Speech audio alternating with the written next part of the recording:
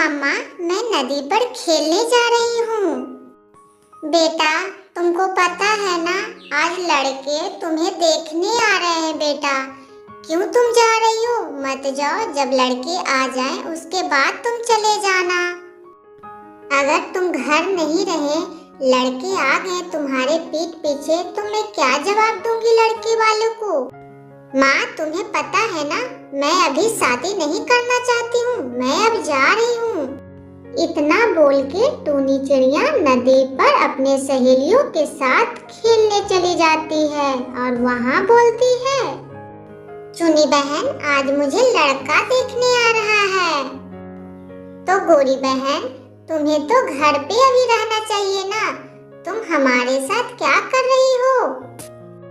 ये तो अच्छी बात है ना कि तुम्हें लड़के वाले देखने आ रहे हैं। ओहो चुन्नी बहन, तुम भी ना, क्या करती हो? मैंने तो बताया ना, मुझे शादी करना नहीं है। और वो जो लड़का आ रहा है, देखो मैं कैसे भगाती हूँ। मैं उस लड़के को भगाने के लिए कुछ न कुछ तो उपाय सोच ही लूंगी। गोरी बहन, तुम्हें ऐसा नहीं करना चाहिए। तुम्हारी माँ बहुत उम्मीद से उस लड़कों को बुलाया है और तुम इस तरह से बोल रही हो मैं भगा दूंगी। हाँ, मैं ऐसा लड़का से शादी करना चाहती हूँ, वो बहुत ही अमीर हो और मुझे रानी बना कर रखे। अच्छा, छोड़ो ये सब बातें, चले चलते हैं घर। अच्छा, तो तुम ही हो जो हमसे शादी करना चाहते हो? माँ, क्या ये मेरे लिए आया है क्या, मुझसे शादी करने? क्या? हाँ बेटा, ये तुमसे शादी करना चाहता है, ये बहुत ही अच्छा लड़का है। हाँ, और मेरा बहुत बड़ा बिजनेस है और मेरे 5 गाड़ियां हैं। अच्छा, देखने से तो लगते नहीं हो कि तुम्हारे पास इतनी गाड़ियां हैं। अरे, तुम्हें विश्वास नहीं हो रहा है क्या? हमारे यहाँ तो 4-5 नौकरों काम करते हैं और मेरा तो 4-5 गाड़ी है। तुम हमसे शादी कर लो, तुम्हें रानी बनाकर रखेंगे, रानी। आगे तुम्हारी मर्जी। गोरी बेटा, ये ठीक कह रहा है, तुम आंख मूंद के शादी कर लो, इतना अच्छा रिश्ता फिर दोबारा नहीं आएगा बेटा। माँ, आप तो किसी पर बहुत जल्दी विश्वास कर लेते हो, बट मुझे थोड़ी टाइम दो माँ, मुझे थोड़े से बात करने दो। अच्छा, तो आपने क्या क्या बताया? आपके पास 4-5 गाड़ियाँ हैं और 4-5 नौकरों हैं। हाँ, ये भी कोई पूछने वाली बात है क्या? मैंने तो बताया ना, और हमारे पास बहुत सारा जगह जमीन है।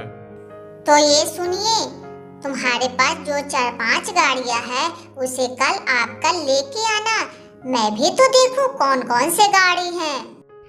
हाँ, क्यों नहीं, मैं कल ही लेके आऊंगा और तुम्हें दिखाऊंगा कि कौन कौन से गाड़ी हैं। माँ, देखना, वो कालू कौवा कभी नहीं आएगा, क्योंकि उसके पास कुछ तो था ही नहीं, 4-5 गाड़ियाँ कहाँ से लाएगा। गोरी बेटा, तुमने ये अच्छा नहीं किया, ये रिश्ता ठुकरा कर। ये रिश्ता बहुत ही अच्छा था, अभी भी रोक लो बेटा, समय है।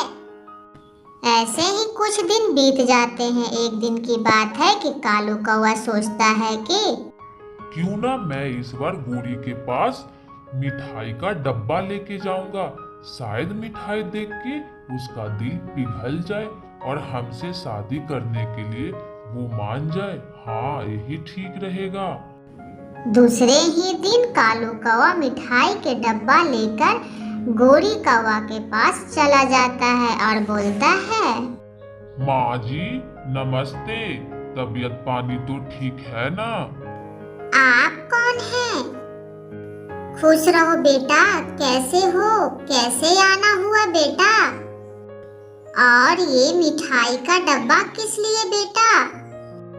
माँ जी, ये मिठाई का डब्बा है, प्योर देसी घी का। मैंने सोचा जा ही रहा हूँ तो खाली हाथ क्यों जाना, कुछ तो लेते चलते। माफ करना, मैंने आपको अभी तक पहचाना नहीं, आप कौन हैं? कुछ देर के लिए कालू कौवा तो कुछ बोल ही नहीं सका। वो सोच रहा था आखिर क्या बोलूं। हा हा हा हा हा हा।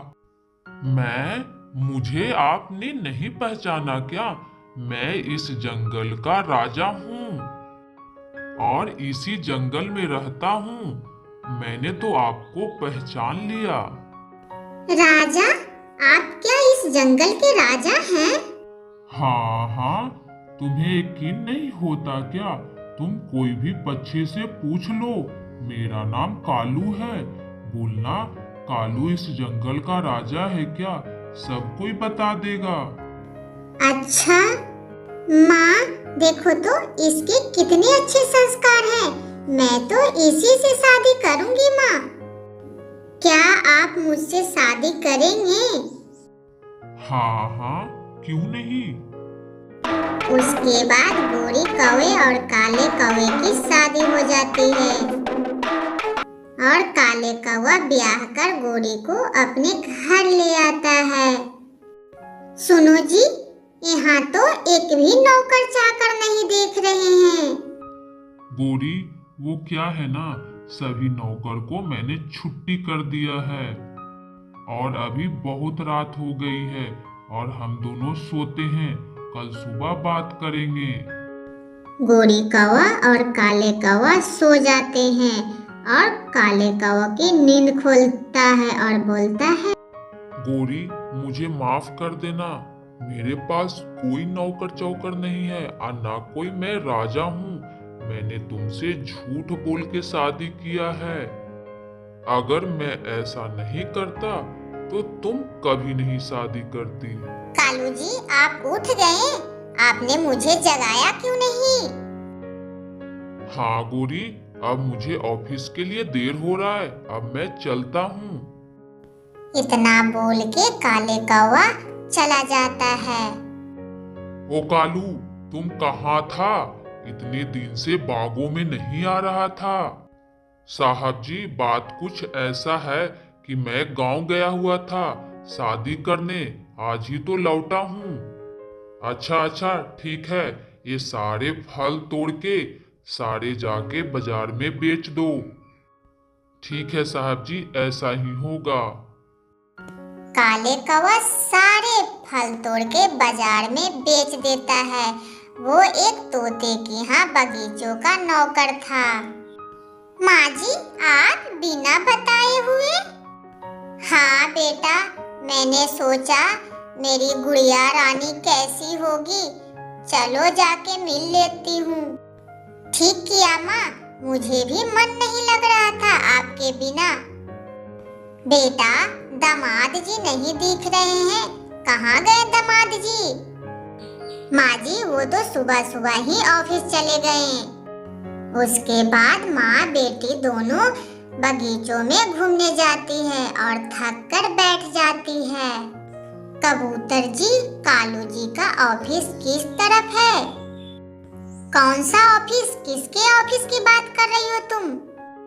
कालू जी इस जंगल के राजा है ना, मैं उन्हीं की पत्नी हूँ। गोरी, किस राजा की बात कर रही हो तुम? वो कालू कौवा तो तोते के यहाँ नौकर का काम करता है। माँ, ये मैं क्या सुन रही हूँ?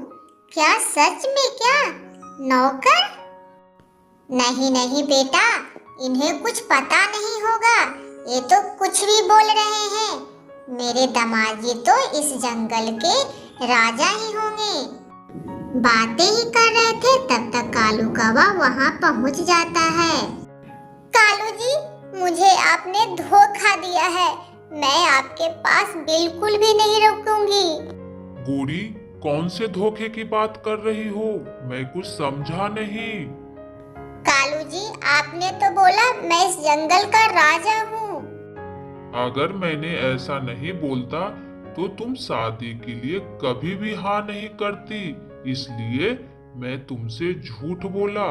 मुझे माफ कर देना गोरी, क्योंकि मैं तुमसे बहुत प्यार करता हूँ। तुम्हारे बगैर मैं नहीं रह सकता हूँ। पर कालू जी, मैं आपके साथ नहीं रहना चाहती हूँ, क्योंकि आपने झूठ बोला है, धोखा से मेरे साथ शादी किया है। गोरी बेटा, जो होता है अच्छे के लिए होता है, जैसी करनी वैसी भरनी। तुमने कितनों को ठुकराया था,